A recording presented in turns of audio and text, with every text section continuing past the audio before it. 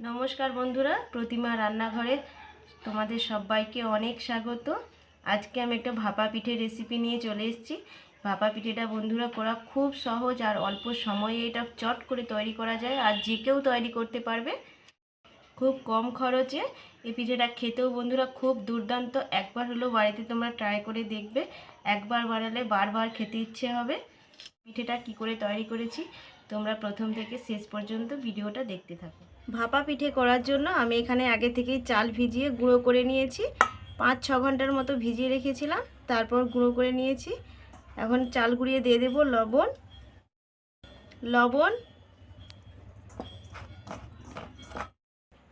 এবার অল্প অল্প করে জল দিয়ে একটা ঝরঝরে করে নেব। অল্প অল্প করে জল দিতে হবে।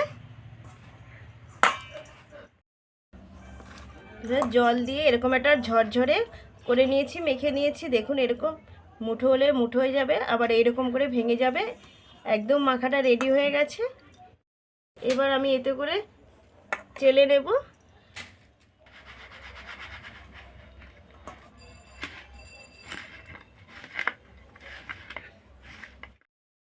চালগুড়িগুলো সব আমি চেলে নিয়েছি ভালো করে। এবারে এরকম আমি একটা ছোট্ট বাটি নিয়েছি, বাটিতে দিয়ে দেব চালের গুঁড়ি।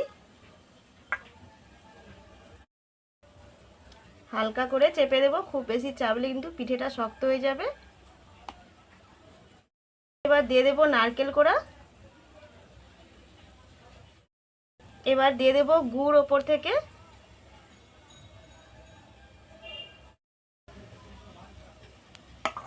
আবারও উপরে দিয়ে দেব চালের গুঁড়ি। চালের গুঁড়ি দিয়ে হালকা করে পেস্ট দিতে হবে।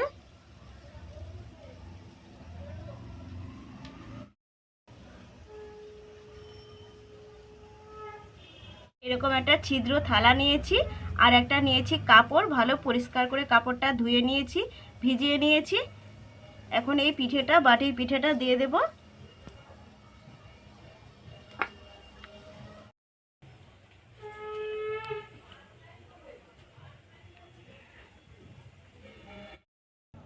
দেখুন একটা পিঠে কত সুন্দর বসিয়ে নিয়েছি।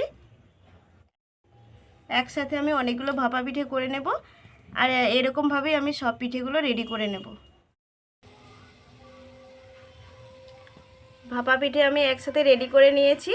আর এখানে আগে থেকেই আমি কড়াই জল গরম বসিয়ে দিয়েছিলাম, আর স্ট্যান্ড বসিয়ে দিয়েছি। জলটা আমার গরম হয়ে গেছে, থালাটা দিয়ে দেব।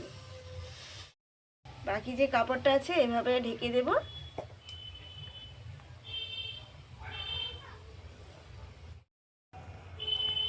একটা থালার উপর থেকে ঢাকা দিয়ে দেব।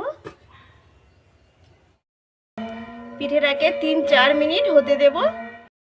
বন্ধুরা 4 মিনিট পর ফিরে এলাম, পিঠেগুলো দেখে নেব হয়েছে কিনা।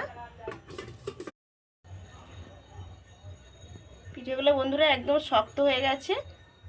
পিঠেগুলো হয়ে গেছে, ঢেলে নেব। বন্ধুরা ভাপা পিঠে সব আমি তৈরি করে নিয়ে চলে এসেছি।